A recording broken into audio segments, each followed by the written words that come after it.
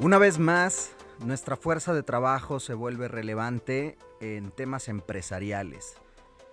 Y para ti, querido empresario, amiga empresaria, es fundamental que estés bien enterada de cómo apoyarles y apoyar a tu negocio. Pero no solo esto, también cómo está tu relación con tus socios y accionistas y sus estatutos. ¿Cómo estás viendo a futuro para tu negocio?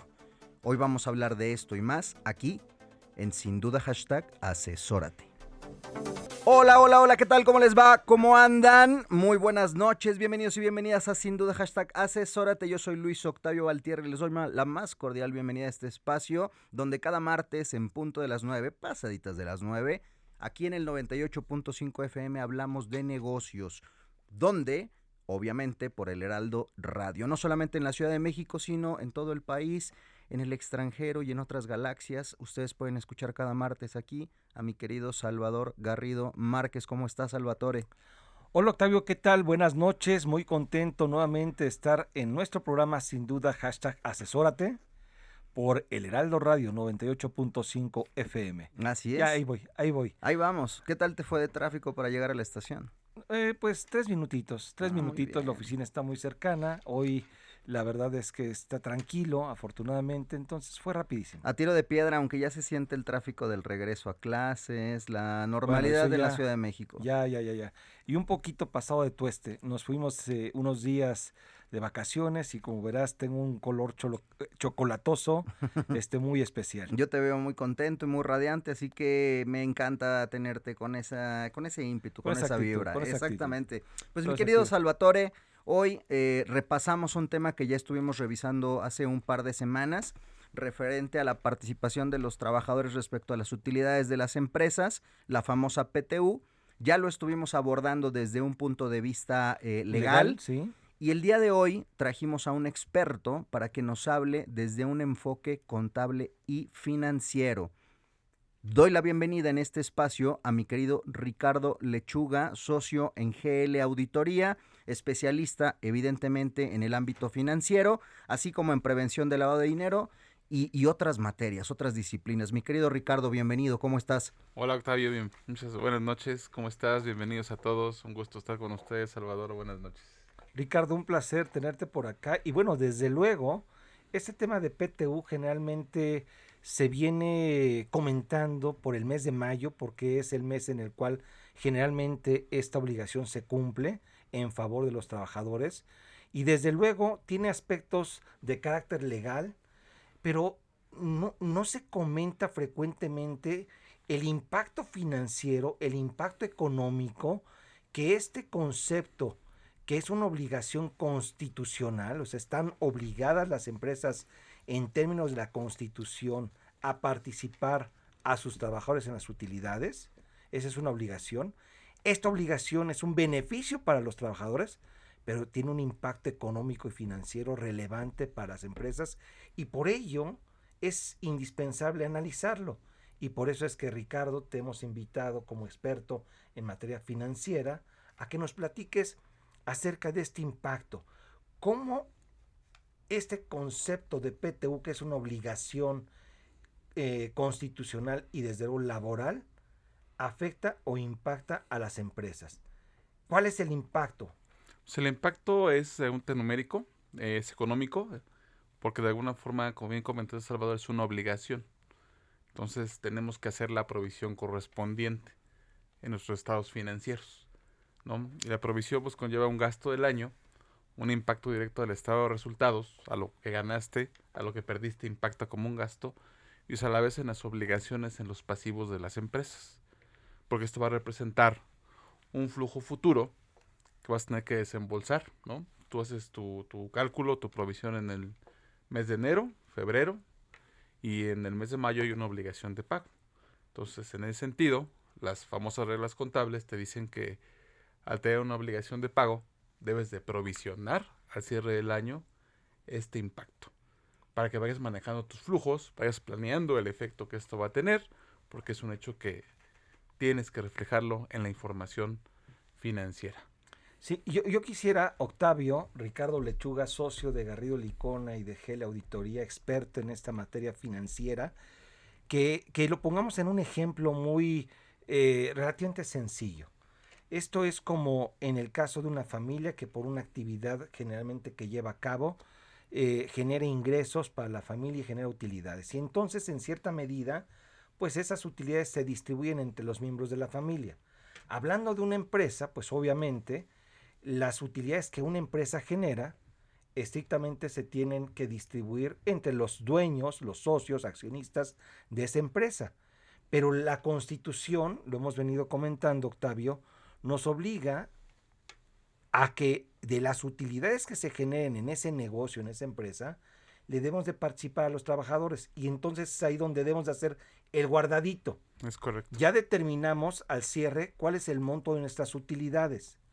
De esas utilidades, la Constitución y la Ley Federal de Trabajo nos dice que nos toca retribuirle el 10% a nuestra gente, a las personas que contribuyeron como personal con su esfuerzo, con su trabajo, con su aportación de capital humano Así es. en la generación de esas utilidades. Y la ley te dice, de eso, del 100%, de los 100 pesos que ganaste, tienes que entregarle el 10% al personal. Que todas esas salvedades ya las estuvimos platicando precisamente Exacto. con nuestro querido José Luis, En José Luis Mejía. Mejía Soto y con Zoe Gómez, socios también en Garrido Licona, quienes ya nos pusieron los asegúnes de qué es lo que corresponde pagar, ¿no? Los 3 Exacto. meses de salario, un prorrateo de los últimos En años. principio debe ser el etcétera. 10% de las utilidades.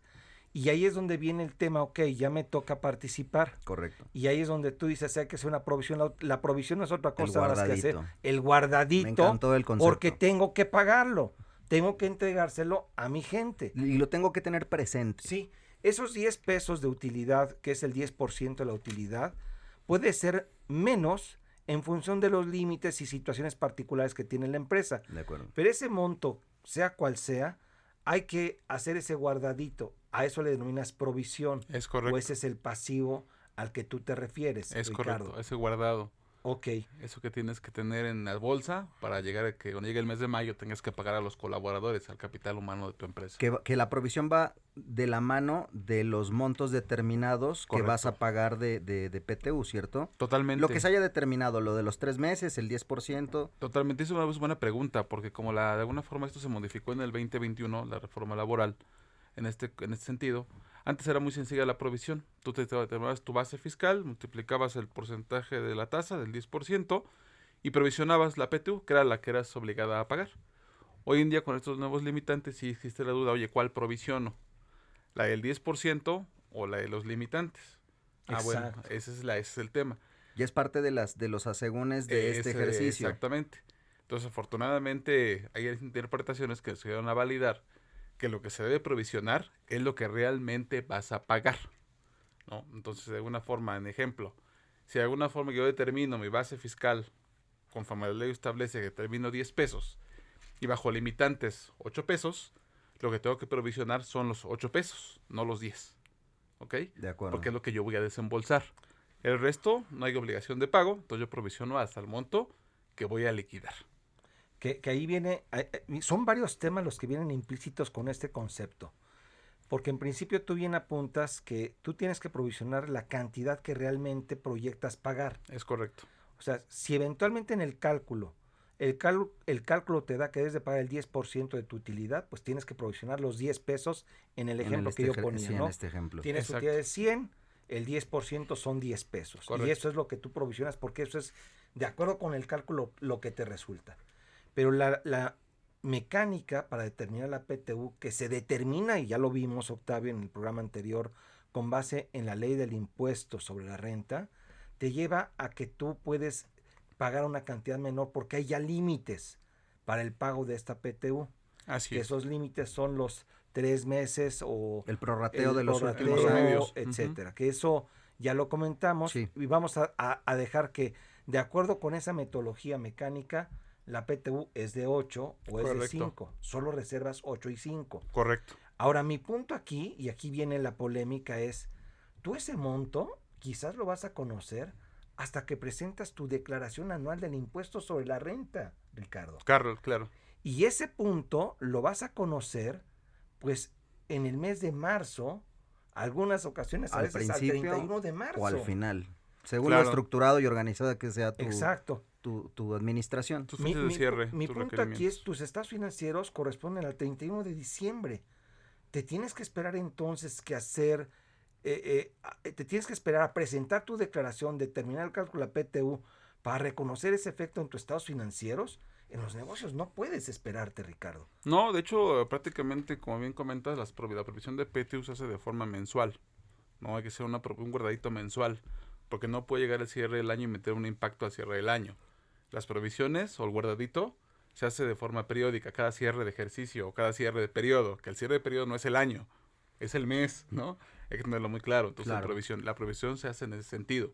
Ahora bien, dijiste un punto, cierto, Salvador. Provisión del 10%, ojo, se supone que en nuestro cálculo de PTU, si la historia nos dice que lo hacemos bajo el parámetro de los límites, tenemos que aplicar una serie de prorrateo, una serie de tasa efectiva. Es decir, en este caso, si yo determiné una provisión de 10, como ya lo pusimos en el ejemplo, pero causé 8 por los limitantes, ¿cuál es el porcentaje en la proporción? Ok. 8 entre 10, 8.8%. Sobre eso provisiono. Y sobre eso tengo que hacer la provisión mensual en los siguientes ejercicios.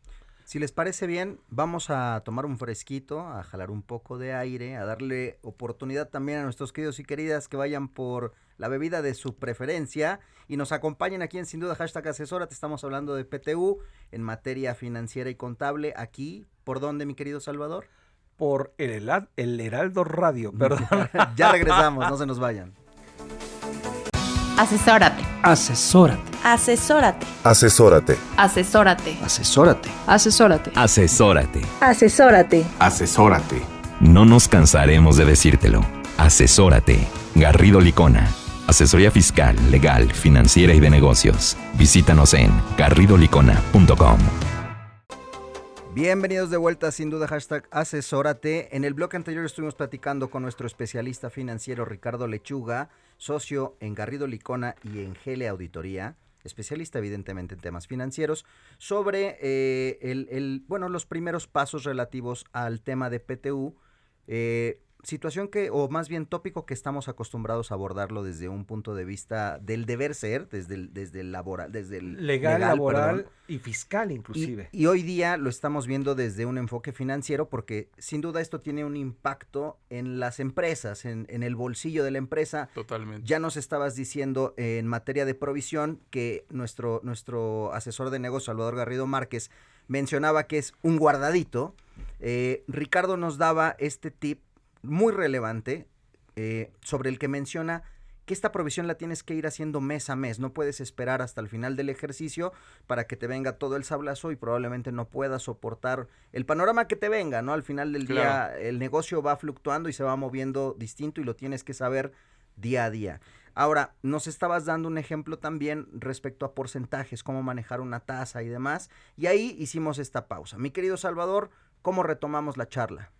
Pues yo diría que lo que Ricardo está sugiriendo es que para evitar que al cierre del ejercicio no tengas pendiente la determinación de esta provisión o guardadito o apartado o reserva que tienes la obligación de pagar, pues es correcto que vayamos haciendo este cálculo de manera mensual.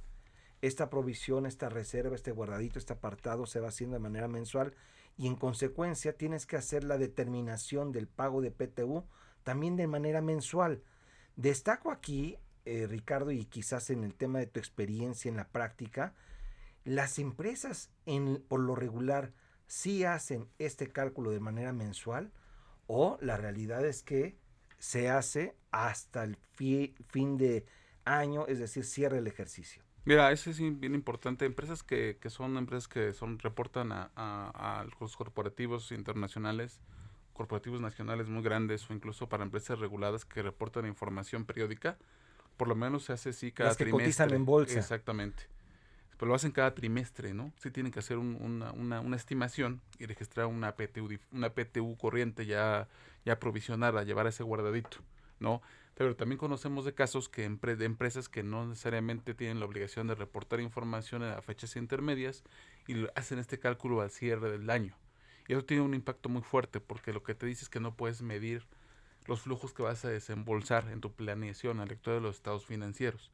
Es por eso que aunque no seas una empresa que esté obligada a reportar información periódica porque no seas pública o porque no pertenezcas a un corporativo que te obligue a reportar información financiera periódica, sí se recomienda que hagas este cálculo de forma periódica. Si bien es cierto, a lo mejor el mes 1 o el mes 2 no tienes una base, bueno, calcúlala con base al año anterior, a una tasa anterior, de ahí calcúlala. Y si al primer trimestre, vete evaluando los efectos que va a tener, cómo va tu resultado. Incluso te va a servir incluso para un tema de planeación, ya hacia cierre de septiembre, a ver cómo va la PTU, cuánto vas a tener que guardar, cuánto vas a tener que pagar y el impacto que esto va a tener en tus números, ¿no? Esto es bien importante, Octavio, y vuelvo a poner el caso, el ejemplo muy sencillo, muy cotidiano de una familia.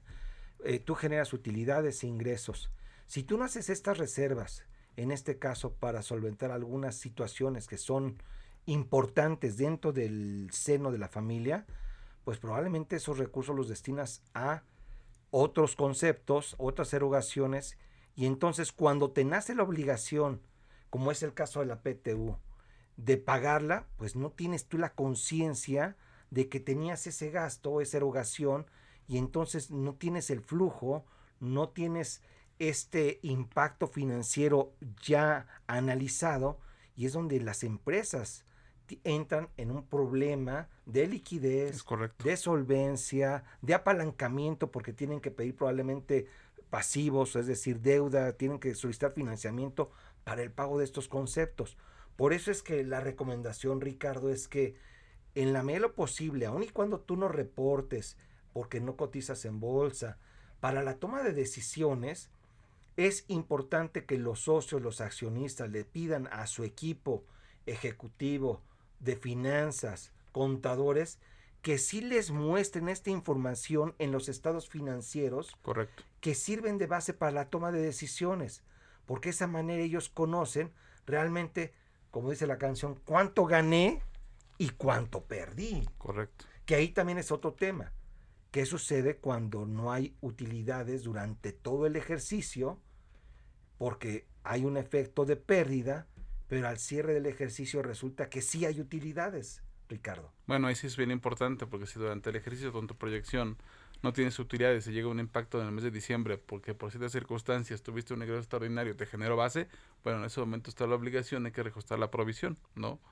No la puedes estimar, digo, bien, si la conoces de atrás, pues provisionala, pero si no la conoces, vas a darse el momento en que la tengas, ¿no?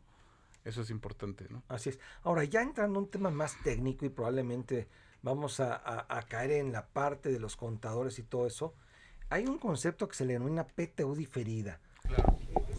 5 minutos. De PTU diferida, Ricardo, ¿qué es? Porque uno es el pago de la PTU que estás obligado y que tienes que ir reservando, como ya nos platicaste. Pero además las normas financieras nos piden que vayamos registrando una PTU diferida, bajándolo a un concepto relativamente sencillo, porque esto no es tan sencillo. Tan sencillo. ¿Qué viene siendo este concepto, Ricardo? Bueno, la PTU diferida no es otra cosa que, así como el ICR diferido, vamos a llamar de esta forma. Ya me dejaste igual. Ahí te va, bueno. Bueno, sí sé, perdón, van a pensar que no sé claro. si sé.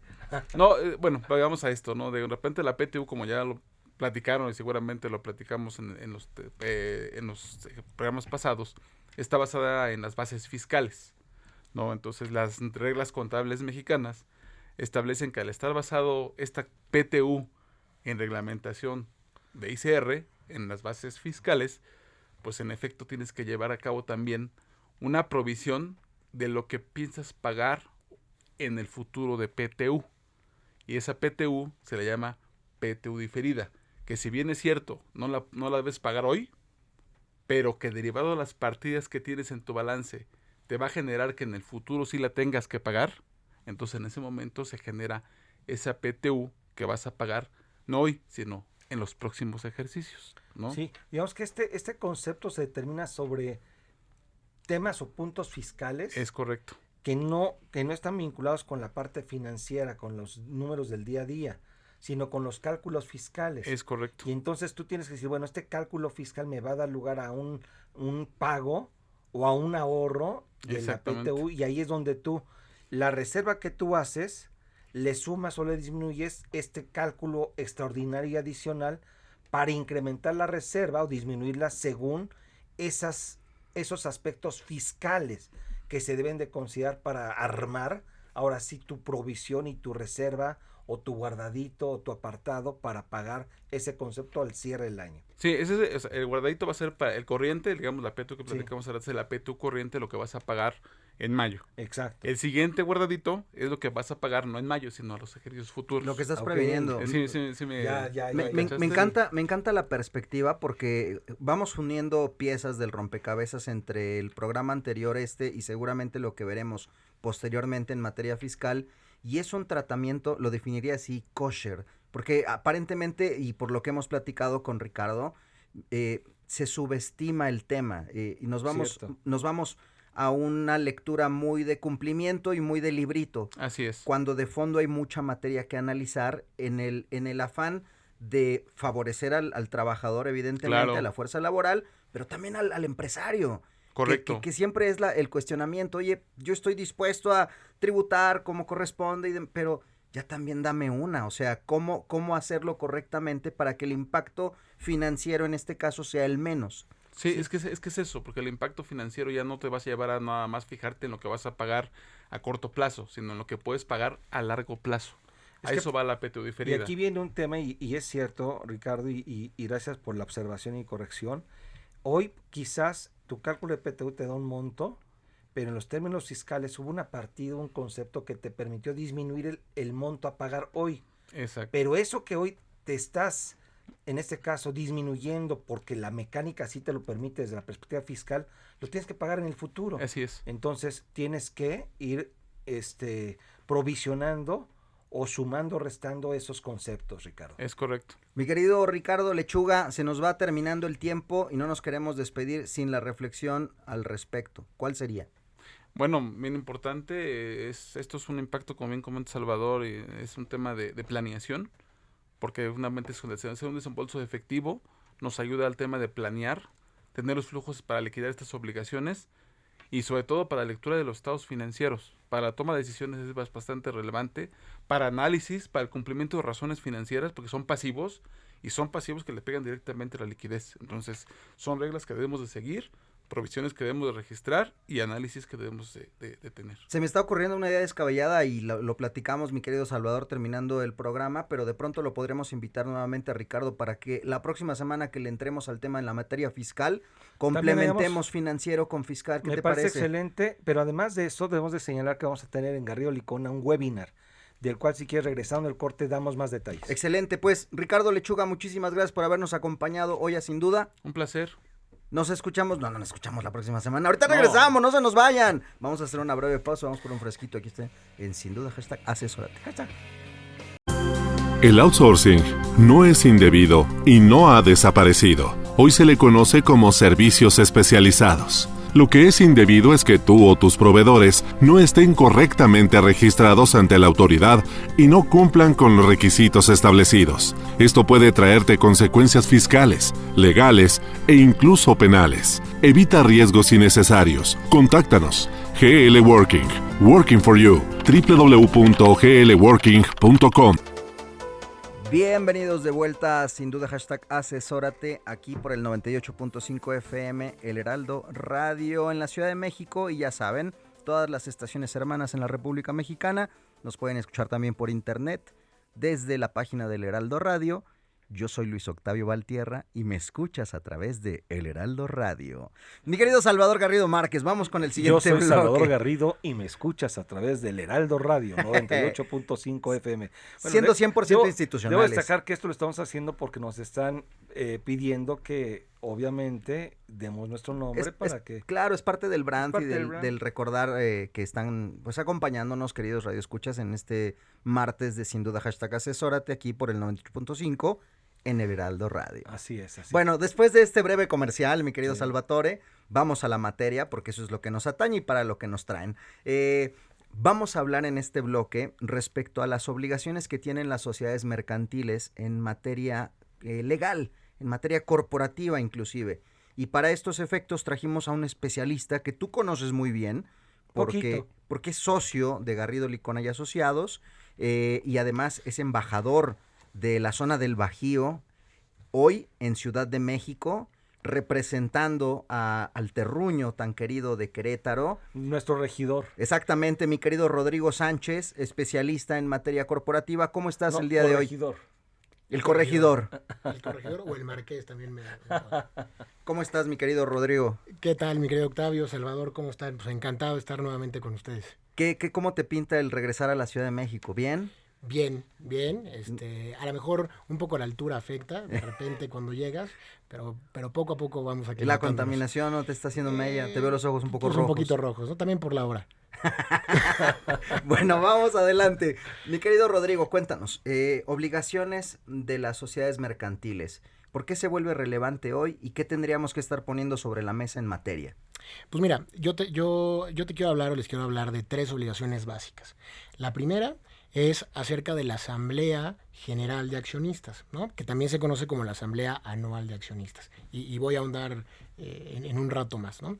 El segundo tema es para aquellas empresas que tengan inversionistas extranjeros, ya sea cualquier socio o cualquier accionista que participe en cualquier porcentaje en el capital social de estas sociedades, o bien cualquier persona moral, inclusive aquellas que sean personas morales mexicanas, pero que tengan participación mayoritaria extranjera, entonces tendrán que presentar y tendrán que cumplir con obligaciones ante el Registro Nacional de Inversiones Extranjeras. Okay. Y por último, otra que no es menor, que tiene que ver con el Sistema de Información Empresarial Mexicano, Octavio, que es una obligación que normalmente todos dejamos de lado, pero que al final es un reporte que tiene la Secretaría de Economía y en donde determinas pues cuál es tu industria, incluso a qué cámara te podrías afiliar, y con base en eso pues genera una estadística el gobierno federal, ¿no? Ok, pues vámonos al principio, mi querido Salvador. Yo diría que estas son 3 obligaciones que son muy importantes y que desafortunadamente muchas empresas, muchos empresarios en muchas ocasiones olvidan. Ok. Y que en esencia son parte fundamental en las empresas. En muchos casos nos enfocamos a los temas quizás legales laborales, que ya vimos el tema de PTU, legales en materia fiscal desde luego, legales desde una perspectiva de cumplimiento pues de marcas y de otros rubros, particularmente oficialía de cumplimiento, PLD o prevención de dinero, etcétera. Pero estos detalles que son del día a día los olvidamos. Empecemos por el primero, en este caso Rodrigo Sánchez, socio de Garrido Licona. El tema de la Asamblea Anual de Accionistas. ¿Por qué es indispensable, y destaco indispensable, además de importante, el celebrar esta asamblea? ¿Y en qué consiste? Pues mira, es tan importante porque al final del día lo que estás haciendo es aprobar los estados financieros, quiere decir el resultado que tu empresa obtuvo durante el ejercicio inmediato anterior, cuáles fueron los números, si tuviste una utilidad, si tuviste una pérdida, pero sobre todo tiene que ver en cómo vas a aplicar contablemente y fiscalmente y por supuesto legalmente esos resultados, ¿no? Y creo que ese es el punto importante, Salvador, porque además, como bien lo decías, pues mucho es un tema de reacción. Reaccionamos cuando viene una iniciativa, cuando viene un cumplimiento de ley, pero este tema debería importarnos mucho sobre todo a los inversionistas, a los accionistas, porque estás hablando de los resultados del negocio. Y estos resultados, pues si son buenos o son malos, al final del día reflejan pues tu operación durante todo un ejercicio fiscal. Y el aprobar en una asamblea estos resultados, pues lo que forma es parte de la contabilidad de las empresas, ¿no? Por eso tan importante el cumplir con esta obligación. Digamos que esta asamblea es una reunión en donde todos los socios accionistas deben o participan y sobre esas bases conocen cuál fue el resultado de la empresa y digamos comienzan a determinar y a tomar decisiones en función de esos resultados, ya sea si se distribuyen dividendos, si se capitalizan utilidades, si hay un Se tema de un mueven, nuevo, inclusive, un nuevo plan estratégico de negocios, etcétera. Y es el documento legal que le da sustento jurídico pues al accionar dentro de una organización, Rodrigo. Y eso es vital. Eso es vital y mira, les platico. Al final del día lo que se trata es que el Consejo de Administración o los administradores que son elegidos por los accionistas, muchas veces los administradores pueden llegar a ser los propios accionistas, pero hablemos de estos 3 niveles, ¿no? En donde tienes a los accionistas, que quiere decir los inversionistas, los que aportaron el capital, luego tienes a tu Consejo de Administración o administradores o administrador único, que es la persona encargada de cumplir con el plan de negocio propuesto por los accionistas, y al final tienes a otro órgano que es muy importante, que es el órgano de vigilancia o comisario, que se encarga de revisar que efectivamente ese plan de negocio se haya cumplido, que las políticas contables, que el tema de regulatorio, que las prácticas fiscales sean adecuadas y que no existan riesgos para los accionistas. Entonces lo que pasa en esta asamblea es que llegan o acuden los administradores a informarle a los accionistas cuál ha sido el resultado y sobre todo qué pasos se van a seguir, ¿no? Mencionabas ahorita el tema de los dividendos. Bueno, pues si tú tuviste una utilidad durante el ejercicio inmediato anterior, pues muchas veces creeríamos que inmediatamente vas a repartir dividendos o utilidades, ¿no? Pero el punto es que hay reglas que hay que seguir previo a poder repartir estos dividendos. Uno de ellos es, y precisamente tiene que ver con temas contables, es revisar si tú tuviste pérdidas de ejercicios anteriores, porque entonces lo primero que tienes que hacer es amortizar con esas utilidades las pérdidas que tuviste en ejercicios anteriores.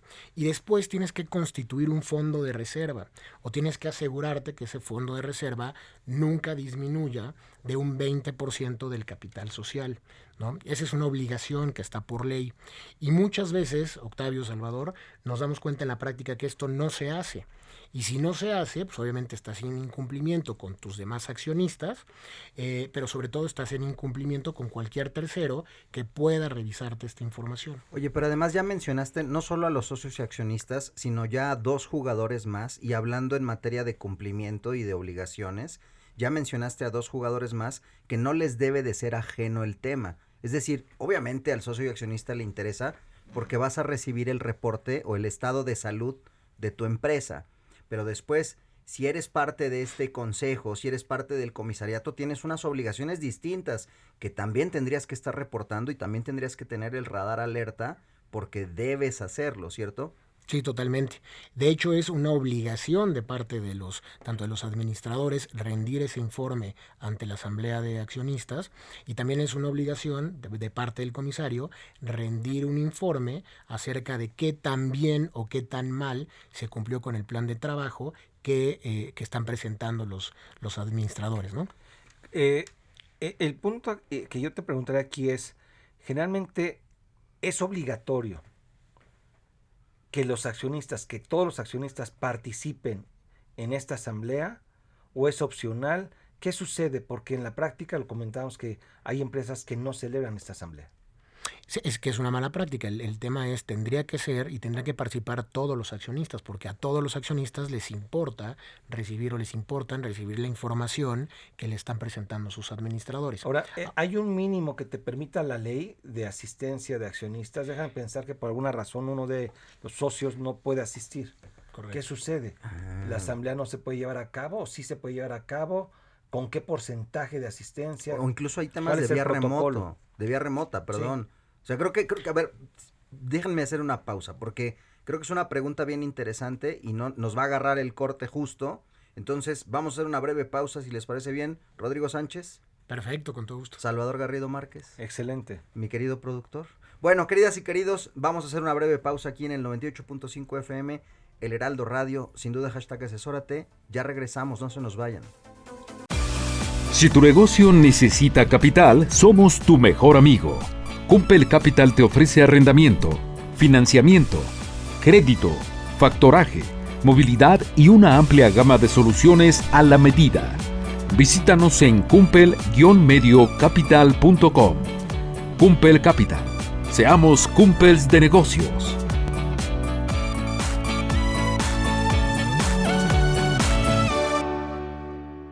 Estamos de vuelta en Sin Duda hashtag Asesórate por aquí por el Heraldo Radio 98.5 FM en la Ciudad de México, platicando con Rodrigo Sánchez, socio de Garrido Licona, especialista en temas legales corporativos, y con nuestro asesor de negocios Salvador Garrido Márquez, sobre las obligaciones de las sociedades mercantiles.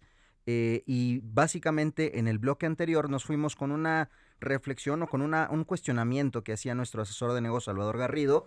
Mi querido Rodrigo, ¿qué pasa con estas obligaciones al celebrar las asambleas anuales de socios y accionistas cuando no pueden estar todos los socios? ¿En qué porcentaje deben de participar? Ahí hicimos un pequeño guiño sobre temas de vía remota. Ya es posible celebrarlas vía remota. Danos un poco de información al respecto en cuanto a estas obligaciones y además abrir un poco más la baraja. ¿Qué podríamos estar haciendo respecto a esta flexibilidad hoy en tiempos post pandemia, donde ya también se arraigó de manera importante el vía remota? Sí, correcto. Pues mira, a ver, lo más importante, y parecería cliché, pero lo más importante es revisar los estatutos, porque la ley prevé un quórum mínimo para poder celebrar una asamblea. Y eso quiere decir que tendrá que estar el 50% del capital social representado, ¿no? El 50 más 1, perdón, para poder instalar la asamblea y entonces poder iniciar, se le llama como abrir la asamblea, ¿no? ¿Esto qué quiere decir? Pues imagínate que, y lo platicábamos fuera del aire, para los jueces, si tú vas a un tema ya de litigio, cuando tú hablas de una asamblea general de socios o accionistas, el juez entiende que efectivamente se reunieron en un espacio físico. Toda vez que así viene en la redacción. Toda vez que así viene en la redacción de muchas actas, que aquí habría que tener en cuenta que muchas actas se hacen de papel, ¿no? Okay. O sea, en realidad esto no sucede. Tú la elaboras como abogado, pero en realidad las personas, los socios, pues no se reunieron, ¿no? Que eso no es correcto, es una práctica indebida. Eso es una práctica indebida, ¿no? Y entonces, pero lo que está sucediendo aquí es que tú dices que efectivamente te reuniste en el domicilio social, ¿no? Que debe ser pues, el domicilio donde están tus instalaciones, y entonces que ahí llegaron los accionistas, firmaron una lista de asistencia, y además un presidente que fue designado por los propios accionistas, nombró y tomó una lista de asistencia, okay, ¿no? Y además les dijo cuál iba a ser el orden del día y que todos estuvieron de acuerdo en ese orden del día, y entonces él debería de contar, viene otra figura que se le llama escrutador. Entonces el escrutador es una persona que vio el libro o el famoso libro de registro de acciones o registro de accionistas y que se dio cuenta que cuando llegó el señor Salvador Garrido con su título de acciones y que ese título de acciones correspondía a lo que él tenía inscrito en su libro de registro de accionistas, pues entonces puede pasar el señor Garrido a la asamblea de socios o accionistas. Y entonces van a empezar a desahogar uno por uno los puntos del orden del día, okay, ¿no? Como decía Salvador, malamente lo hacemos de papel, o sea, decimos que eso efectivamente ocurrió cuando no ocurrió. Y para eso hay una opción, que es la que comentabas, mi querido Octavio, que son las resoluciones unánimes, que aquí tienen que ser unánimes, tomadas fuera de asamblea. Esto es algo que la ley permite.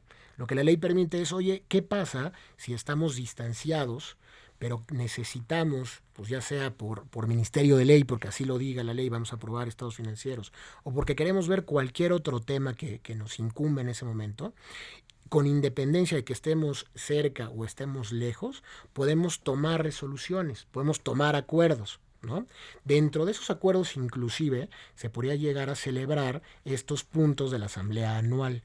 Puedes aprobar estados financieros, puedes aprobar o no, o revocar a tus consejeros, a tus comisarios, etcétera, etcétera. Esa es otra alternativa que tienes. Pero ojo, para esto necesitan estar todos los accionistas y resolver de manera unánime, ¿no? La totalidad de los accionistas fuera de asamblea. Y por último vendría el tema que comentabas también, Octavio, que son, oye, se permitiría que estas resoluciones se tomaran por medios electrónicos o que se firmaran por plataformas electrónicas, ¿no? Como bien lo mencionabas. Pues la respuesta es sí se puede, siempre y cuando el procedimiento y la forma en la que vas a llevar estas asambleas telemáticas y la firma electrónica que vas a utilizar, pues obviamente esté regulado en tus propios estatutos, ¿no? Y eso a lo mejor me lleva a una reflexión que sería, pues ante estos temas, después de la pandemia, que nos ha enseñado que ya no es necesario estar físicamente en un lugar. Claro, antes operaba mi negocio de una manera distinta y probablemente esos estatutos están redactados con base en esa forma de operar. Exacto. Sí, ahora, tú acabas de comentar algo. Este tema es en cumplimiento de lo que es la Ley General de Sociedades Mercantiles. Correcto. Y acabas de comentar el hecho de que hay algunos casos, yo no quiero generalizar porque no creo que todas las empresas caigan en esa situación, pero sí hay casos que indebidamente no celebran estas asambleas presencialmente y bajo ese escenario están incumpliendo con la Ley General de Sociedades Mercantiles, pero ojo también con un tema fiscal. Totalmente. Porque hoy la autoridad, en este caso hacendaria, sí está verificando el tema que se conoce como materialidad, es decir, la evidencia de que existió realmente algo que consta en un documento jurídico. Correcto. Y si ese documento jurídico realmente no se llevó a cabo de manera presencial, cuidado, tenemos un problema de índole fiscal y de simulación, que eso puede ser grave. Totalmente. Entonces, creo que aquí la reflexión, salvo tu mejor opinión, Rodrigo, es que es indispensable que por práctica sí se lleven a cabo estas asambleas de accionistas desde una perspectiva de negocio, desde una perspectiva jurídica y de cumplimiento de la Ley General de Sociedades Mercantiles, y también desde una perspectiva fiscal, para evitar un problema de índole o de esta índole que puede tener una consecuencia mayor. Mayor, exacto. Y fíjate, hablando de temas fiscales, ¿no? Con independencia sí de las sanciones que pueden llegar a tener los administradores y que pueden llegar a tener los comisarios por no celebrar estas asambleas, ¿no? Nada más recordar algo antes. Cualquier accionista que tenga un derecho de minorías, es decir, el 25% de participación, puede convocar en cualquier momento o pedir que se convoquen a este tipo de asambleas, porque esto otra vez nos conviene a todos los accionistas. Lo que queremos los accionistas es esta transparencia, revisar cifras, aprobar los números, aprobar el plan de trabajo, aprobar a los consejeros, aprobar a los comisarios, ¿no? Entonces, eso hay que tenerlo muy en cuenta. Y el otro... Perdón que te interrumpa, porque tenemos otros dos temas, pero este está bueno y aquí yo sí destaco algo. Puede caber esa posibilidad en donde se celebra la asamblea, pero no hubo la asistencia de todos los accionistas y hay accionistas a los cuales no se les informó, no se les avisó.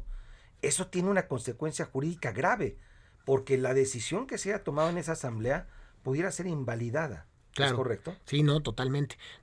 A ver, aquí hay... Por temas de forma, probablemente. Simplemente por tema de forma, pero aquí es donde la forma es fondo, ¿no? Exacto. Entonces, lo que tenemos que ver es precisamente lo que comentaba Salvador. Hablabas del quórum. Entonces, hay que revisar estatutos.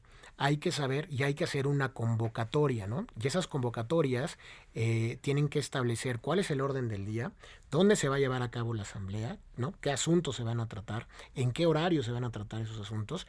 Y entonces ahí va a depender si efectivamente para esta primer convocatoria llegó el quórum que está determinado en tus estatutos sociales. Si el quórum, los asistentes son los que tus estatutos sociales definieron, entonces se puede establecer la asamblea y se puede llevar a cabo el cumplimiento, ¿no?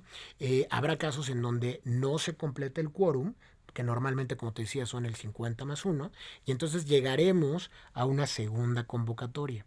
Y en esa segunda convocatoria, entonces puede llevarse a cabo la asamblea de acuerdo a la ley, si estamos a lo mejor solamente 2, ¿no? Porque es las personas que lleguen, entonces sí se instala la asamblea y entonces sí podemos empezar a discutir el orden del día que está planteado.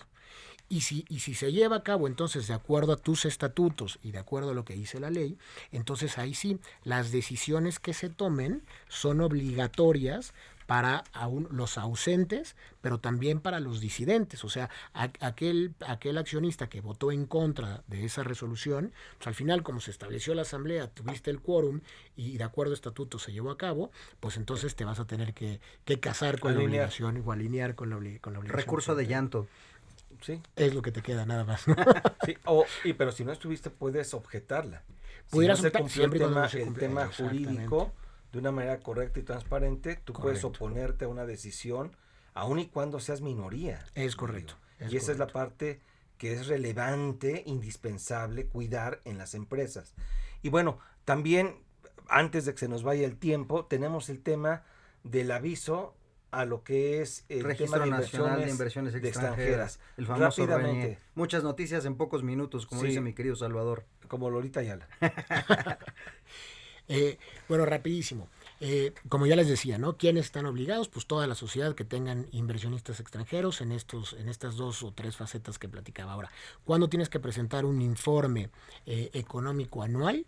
Bueno, cuando la suma de tus activos, de tus pasivos o del capital social que tengas, obviamente en tus estados financieros, llegue a 110 millones de pesos, ¿no? Ya sea porque hiciste un aumento de capital, porque vino un nuevo accionista y por eso se incrementó ese capital, porque compraste un inmueble, una planta, etcétera, etcétera, y entonces llegaste a la cantidad de 110 millones de pesos, entonces en ese momento tienes que presentar este informe anual.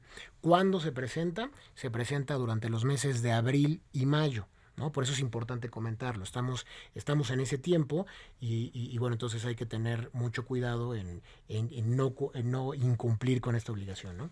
De acuerdo, porque bueno, ya no lo comentamos, pero brevemente, tema de sanciones, multas, posibles riesgos respecto al RENIE. Pues mira, las sanciones van a depender obviamente del incumplimiento, más o menos oscilan entre 10,000, 12,000 pesos por notificación no presentada, ¿no? Porque puede llegar a darse el caso que a lo mejor tuviste un incremento en ese capital, que cambiaste de domicilio, y si obviamente vas sumando el que no hayas presentado distintos avisos, pues obviamente las multas van también sumándose, ¿no? Perfecto. Pues mi querido Rodrigo Sánchez, te agradecemos mucho haberte dado la vuelta acá en Sin Duda, transmitiendo desde el 98.5 en el Heraldo Radio. Muchas gracias. Un gustazo como siempre. Salvador Garrido Márquez. Pues un placer estar por acá en el 98.5 FM, el Heraldo Radio. Muy bien, pues nos escuchamos la próxima semana, queridos y queridas. Misma historia, martes a las 21 horas o 9 de la noche tenemos una cita para hablar de negocios en este espacio que se llama, sin duda, #asesórate. Un fuerte abrazo y gracias por el favor de su sintonía. Se quedan aquí en el 98.5. Nos escuchamos la otra semana. Chau, bye.